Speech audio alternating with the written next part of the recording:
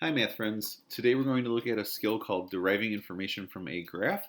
So this is going to be your ability to interpret information as it is displayed on the coordinate plane.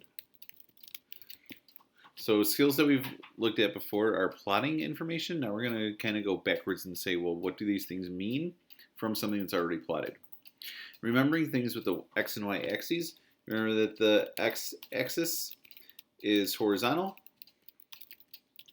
the y-axis is vertical, and when I have an ordered pair, it's always in the form x comma y. Those are things that we always need to remember. Let's look at some questions with this skill too. So here we have a graph that's already done for us. When we analyze a graph, first we want to look at what the axes represent. X-axis is minutes, and y-axis is distance in meters.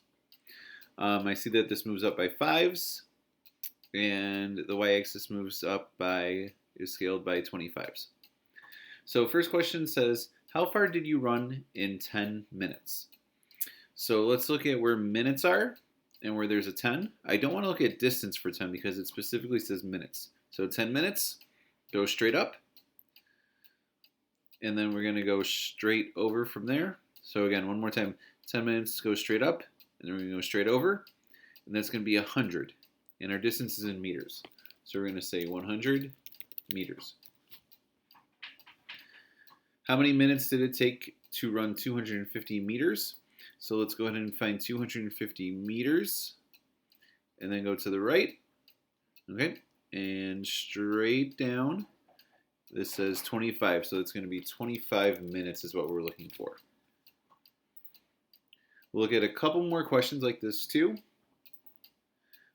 These are predictions now. How far will you run at 50 minutes? So let's look at what's going on here. We have 50 minutes is over here, but over here, that's not on our coordinate plane. So let's see how we would predict that. At 5 minutes, I have 50. At 10 minutes, I have 100. So at 5 minutes, I have 50 meters. Let's see if that increases proportionally. So 5 minutes pass, 50 meters pass. 10, that's another 5 minutes. And 100, that's another 50 meters. Plus 5 minutes is 15. Plus 50 meters is 150. So this increases proportionally. It's always plus 5 plus 50 as we look at the dots on here. So what would that be like if we went to 50 minutes? Well, we're going to use the skill that we've done before with creating equivalent ratios. So how do we get from 5 to 50? Remember, we need to only multiply or divide. We're going to multiply by 10. So here, if I multiply by 10, 50 times 10, I get 500. And important to write our label on that would be meters. So I'm going to write M for meters. All right, similarly, let's look at this. It says how many minutes have passed when you run 300 meters. So I'm looking at 300 meters. I'm looking over here on the y-axis. 300 would be a little bit above this, right?